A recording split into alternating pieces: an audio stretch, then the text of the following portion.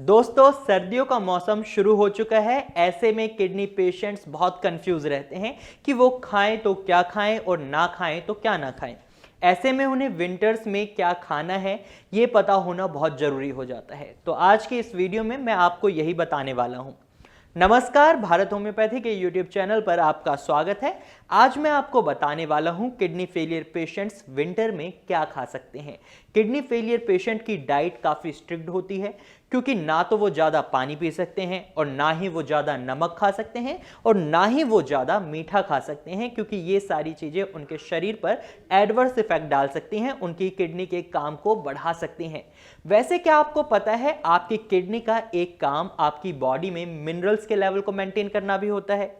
वहीं जब आपकी किडनी में खराबी शुरू होती है तो आपकी किडनी अपना ये काम सही से नहीं कर पाती और आपकी बॉडी में मिनरल्स का लेवल इम्बैलेंस हो जाता है, बिगड़ जाता है। इसी वजह से आपकी बॉडी में क्रिएटिनिन बढ़ जाता है, यूरिया लेवल बढ़ जाता है, पोटेशियम और सोडियम के लेवल भी काफ़ी बढ़ जाते हैं। अब होता क्या है, क्रिएटिनिन और यूरिया तो हमारी बॉडी में बनते हैं, मतलब जो हम खाते हैं उसी में से जो वेस्ट होता है वो ही हमारी बॉडी में क्रिएटिनिन और यूरिया में कन्वर्ट हो जाता है। लेकिन पोटेशियम और सोडियम तो हम डायरेक्टली अपने खाने से लेते हैं, क्योंकि जो भी हम खाते हैं उनमें पोटेशियम और सोडियम मोस्टली होते ही हैं।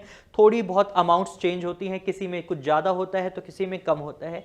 तो इससे क्या होता है, ये आपकी किडनी के काम को और बढ़ा देता है, क्योंकि आपकी किडनी आपकी बॉडी में मिनरल्स के लेवल को भी मेंटेन कर रही होती है और जब उसमें खराबी आ जाती है तो वो मिनरल्स के लेवल को मेंटेन नहीं कर पाती। इसको इस तरीके से समझते हैं कि पोटेशियम का लेवल जब आपके ब्लड में नॉर्मल होता है तो ये आपके मसल्स को स्ट्रेंथ प्रोवाइड करता है। वहीं जब पोटेशियम लेवल आपकी बॉडी में बढ़ जाता है, या यूं कहें आपके ब्लड में पोटेशियम का लेवल बढ़ जाता है, तो ये आपकी मसल्स में फैटीग कर देता है, आपकी मसल्स थकान महसूस करने लगती हैं। वहीं जब हाई पोटेशियम ब्लड आपके हार्ट तक जाता है तो इस वजह से आपको हार्ट अटैक भी आ सकता है, कार्डियक अरेस्ट भी आ सकता है। इसलिए किडनी पेशेंट को अपनी डाइट में कुछ भी शामिल करने से पहले उसके पोटेशियम लेवल का पता होना बहुत ज़रूरी होता है, क्योंकि ये उनकी किडनी के लिए काफ़ी डेंजरस हो सकता है। ऐसे में पेशेंट्स को लो पोटेशियम वेजिटेबल्स और लो पोटेशियम फ्रूट को ही अपनी डाइट में शामिल करना होता है। तो आज के इस वीडियो को हमने विंटर स्पेशल वीडियो बनाया है, तो किडनी पेशेंट अनाज यानी वीट और वीट से बनी हुई चीज़ें खा सकते हैं। तो ऐसे में दलिया विंटर्स में उनके लिए बेस्ट ऑप्शन है, वे दलिया खा सकते हैं। इसमें पोटेशियम लेवल भी कम होता है और विंटर्स में दलिया नॉर्मली लोग खाना भी बहुत पसंद करते हैं। ऐसे में किडनी पेशेंट्स दलिया खाएं तो वेजिटेबल्स के साथ खाएं, मतलब आप दलिया बनाते समय लो पोटेशियम सब्जियों को डाल सकते हैं, जैसे गाजर है, मूली है, प्याज है और घिया है। आप फूल गोभी भी डाल सकते हैं। आपको इसमें एक चीज का और ध्यान रखना होगा कि आप इसमें कम अमाउंट में नमक डालें, या ना ही डालें तो बेहतर रहेगा, क्योंकि नमक आपकी बॉडी में सोडियम लेवल बढ़ा सकता है और सोडियम लेवल आपके ब्लड प्रेशर को बढ़ा देगा, जो आपकी किडनी के लिए सही नहीं रहेगा। अगर आप एक डायबिटिक पेशेंट नहीं हैं, मतलब आपकी किडनी डायबिटीज़ की वजह से खराब नहीं हुई है, तो आप मीठा दलिया भी खा सकते हैं। अगर आप एक डायबिटिक पेशेंट हैं तो आप भूलकर भी मीठा दलिया ना खाएं। अब हम बात करते हैं दूसरी डिश की।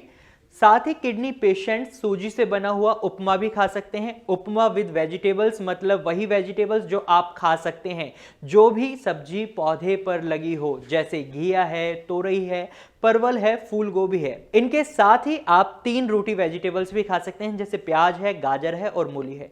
किडनी पेशेंट्स कौन सी सब्जियां खा सकते हैं और कौन सी सब्जियां नहीं खा सकते, इसके लिए मैंने ऑलरेडी एक वीडियो बना रखी है। वो वीडियो आप डिस्क्रिप्शन एरिया में जाकर इजीली लिंक के थ्रू देख सकते हैं। साथ ही आप सूजी से बनी इडली भी खा सकते हैं, क्योंकि सूजी इजीली डाइजेस्टेबल फूड है और किडनी पेशेंट्स भी सूजी खा सकते हैं। तो आप अपने अकॉर्डिंग सूजी से कुछ चीज बनाकर ट्राई कर सकते हैं, लेकिन ध्यान रहे आपको तेल, नमक और शुगर का बहुत लिमिटेड अमाउंट में इनटेक करना है, इन्हें शामिल करना है, क्योंकि ये आपके किडनी के वर्कलोड को बढ़ा सकते हैं। तीसरी डिश की मैं अब बात करूं तो आप वेजिटेबल्स स्टफ रोटी खा सकते हैं। वेजिटेबल वही जो किडनी पेशेंट खा सकते हैं।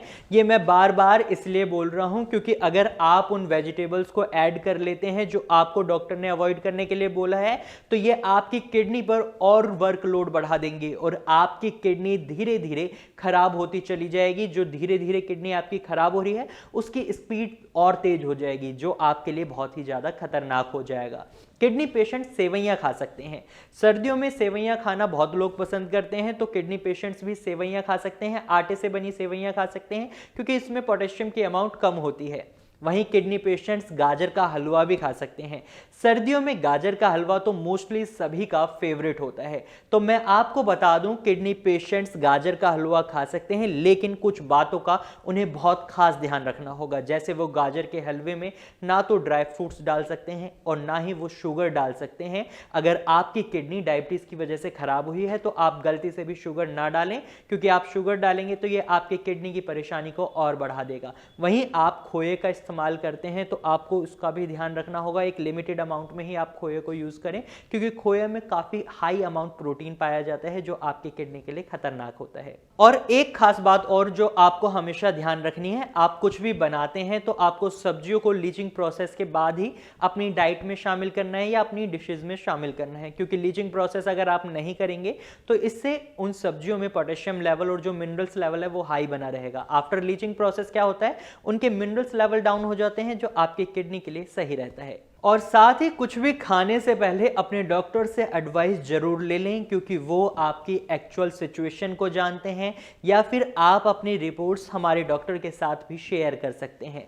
यहाँ आपको आपकी रिपोर्ट्स के अकॉर्डिंग सही डाइट बताई जाएगी, क्योंकि हर किडनी पेशेंट की सिचुएशन अलग अलग होती है, इसीलिए उनकी डाइट भी अलग अलग होती है। अगर आप एक किडनी पेशेंट हैं या आपके रिलेटिव्स में से किसी को किडनी से रिलेटेड कोई प्रॉब्लम है तो आप भारत होम्योपैथी में कांटेक्ट कर सकते हैं, क्योंकि यहाँ जो भी भारत होम्योपैथी में पेशेंट्स आए हैं, हमने देखा है हजारों पेशेंट्स जिनकी कंडीशन काफ़ी सीवियर थी वो भी रिकवर हुए हैं।